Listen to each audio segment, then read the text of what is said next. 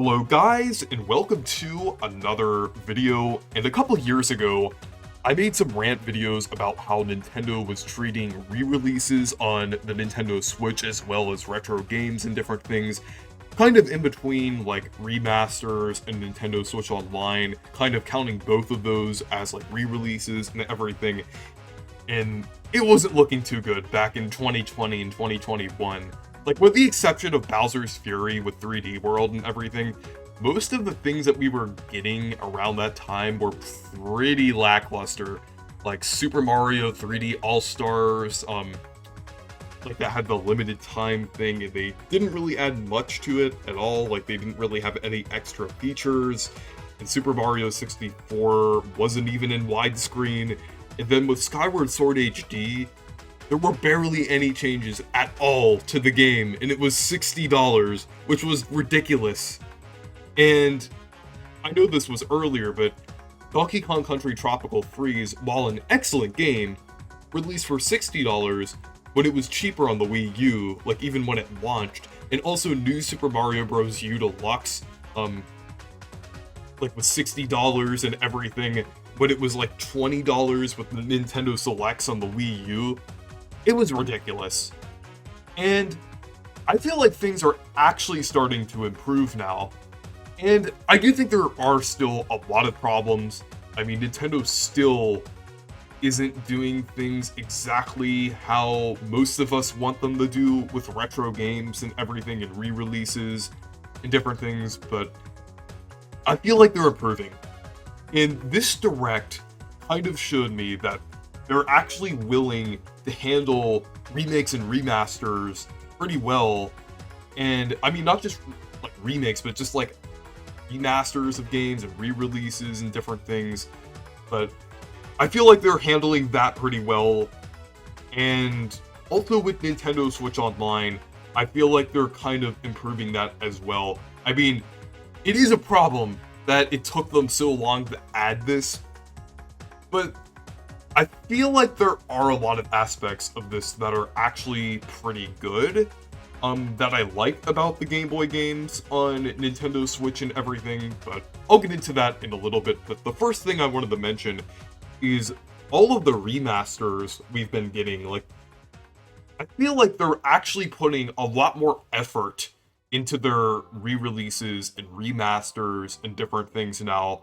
Like, with Kirby's Return to Dreamland Deluxe, that's a full-on remake, which is really cool. They could have easily just ported that game onto the Switch and called it a day. But no, they remade it from the ground up in the Star Allies or Forgotten Land engine with new visuals. Like, it kind of looks cel-shaded, along with that 3D background and everything.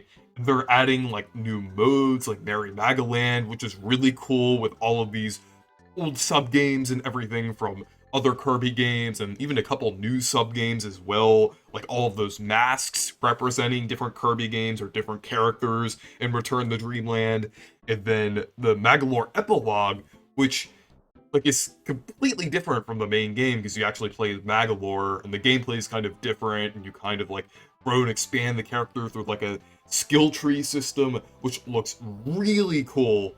And I think it's really cool that they're actually kind of going above and beyond and adding this new content in the game. Like, they could have stopped at, like, the Merry Magoland thing, or even stopped at, like, just remaking the game. Like, they remade it from the ground up. They added all of these things to it. Just, overall, this is handled better than most games and most re-releases are on the Switch. And then looking at Metroid Prime Remastered, which is actually already out, and personally, I'm actually waiting to get the physical version of the game, because I mostly buy physical versions. So, if you want to hear me, review that game, or, kind of give my impressions on that game, I'm gonna do that once the physical version releases. But with that game, it looks great, overall. They overhauled the models and the textures. It almost looks like a full-on remake. I'm not sure if they actually, like, built it from the ground up, or built most of the elements on a different engine. I'm not sure what they did with that game and everything. I know Retro Studios has mostly been using the same engine, so I think it might be running on a newer version of their engine. So overall, it just looks like a lot of things were overhauled in the Metroid Prime remaster. I'm not sure if that's why it took so long, but it looks really good overall, and I'm really looking forward to playing it. And the thing is, it's actually $40. Unlike Skyward Sword HD, which was full price, and they're actually doing more than they did with Skyward Sword HD. Like, it actually looks more adapted to the visuals of the Switch and everything. And honestly, if you look at a screenshot of Metroid Prime Remastered, it almost looks like a native Switch game, like not like a remaster of a GameCube game. Like, they definitely overhauled a lot of the things here, and definitely put a lot of effort into this. And I think they even like kind of like remixed other things about the game as well. Like, I think they enhanced the music and different things, and also like the UI elements. So yeah, a decent amount of effort was actually put into that. And again, they could have just straight up ported the game. Like, they could have done some kind of Dolphin upscale and just charged $60 for it. They could have easily done something like that. Like, because that's basically what they did for Skyward Sword HD. That's a bit of an exaggeration there, but I feel like they could have easily just dumped the game onto the Switch and called it a day. And just slapped the remaster kind of title on there, but they actually went above and beyond with Metroid Prime Remastered. I have yet to play it, but from the footage that I've seen and the trailers that I've seen of it, it looks really nice, and it definitely looks well adapted to the Switch and everything, and definitely good that they put a lot of effort into that. And finally, there was the Batten Kaitos 1+2, and that looks pretty cool as well. That's basically kind of a remaster of a Monolith Soft game from the GameCube. And while that doesn't seem to be overhauled as much as some of the other games, I think there is a decent amount of effort into it. And they are including both games, which, like, when considering the fact that those are like GameCube games and they're pretty expensive nowadays, and both of those games probably nowadays buying those together on like eBay would probably cost you well over $100. So it's great that those games are finally available, like with both Metroid Prime and the Batten Kaitos games. Those, like, having GameCube games on the Switch and everything, while only a couple games, it's great that they're finally putting them on here, since there's now, like, an option to play some of these games, at least. And I really hope they continue with the remasters, especially with the remasters of GameCube games. Like, as much as I want them to just port the GameCube games onto the system, like, with Thousand Year Door and everything, I wouldn't mind if they cost a little more, if they actually put effort into a lot of these GameCube games and everything. Like Thousand Year Door, again, for example. Let's say in that game, they kind of overhaul the visuals and kind of, like, basically remake the sprites in that game to where it kind of looks more HD and everything, and kind of adjust the models as well. They could easily do something like that for like a Paper Mario The Thousand Year Door remastered. I know a lot of people, myself included, have been wanting that, so I think that's a good opportunity. But just overall, seeing these older games like get an overhaul for the Switch and everything with actual effort put into them is really nice to see. And the prices are fair as well. So it definitely seems like there's an improvement in that aspect. And another thing that I think is fairly good overall is the Game Boy games. And my only problems with them is the fact that you can't keep them. I mean, that's the one problem that I had with Nintendo Switch Online overall.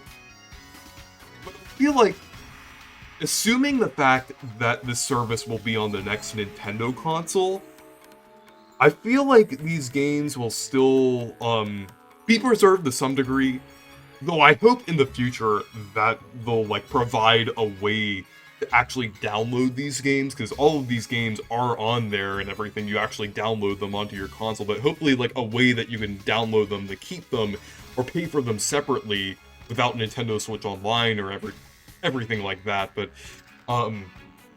that's one of my only problems with it.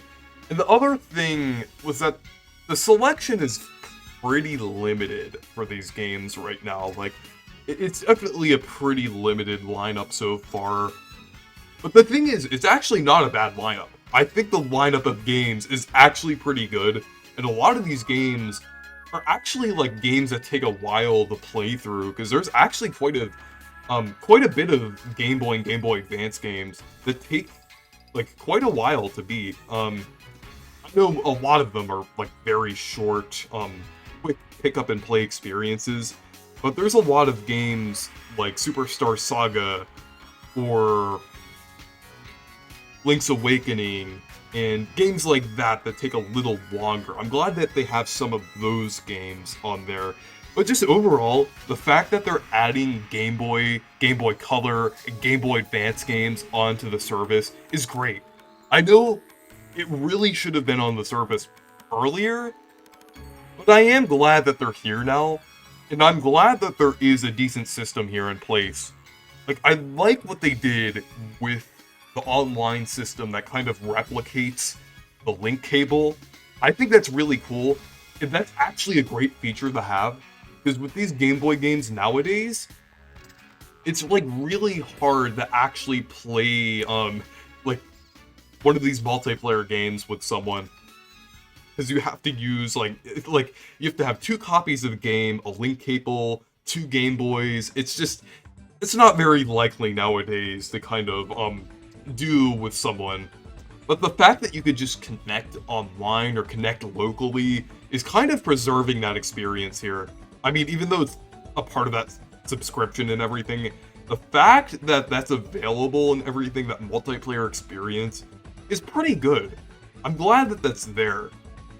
And another thing is, like, the fact that it gives you a lot of options as well. I feel like it gives you even more options than, like, the other consoles on Nintendo Switch Online, since it gives you the option to change, like, the color palette on Game Boy.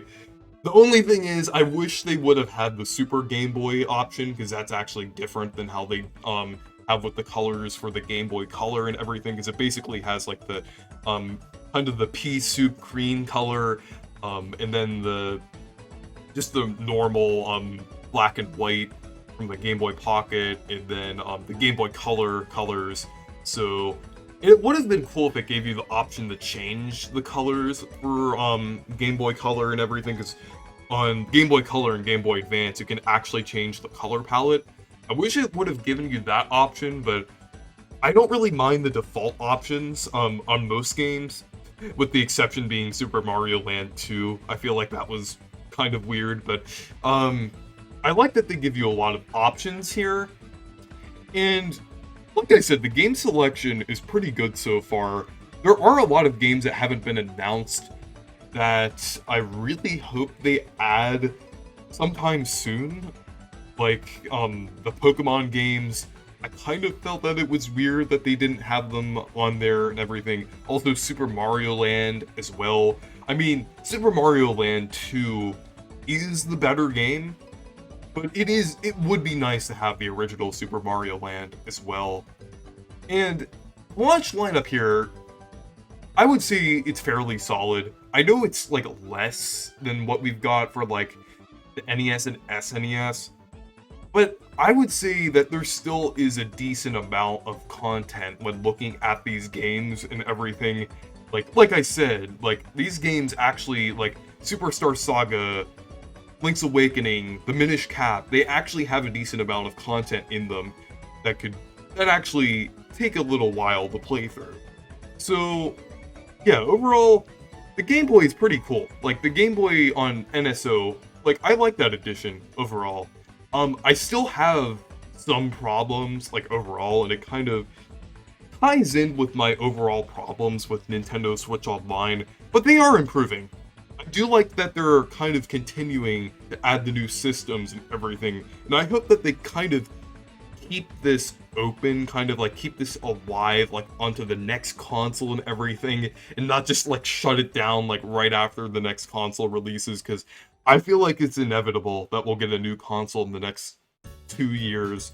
So Yeah, I'm hoping that they'll continue this onto the next console, and I hope they'll continue to kind of expand their library and everything, like both including like the Game Boy and Game Boy Advance, but like even more systems in the future.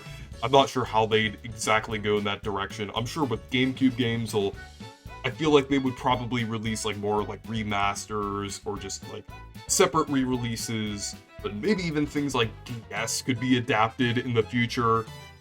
I know that would be a bit hard, due to the Switch only having like having the docked mode and everything, but I feel like there would probably be a way to work it out, but it would be cool to see games like that.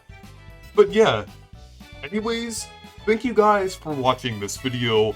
Make sure to leave a like and subscribe for more, and make sure to check out my Discord server if you want to. Goodbye.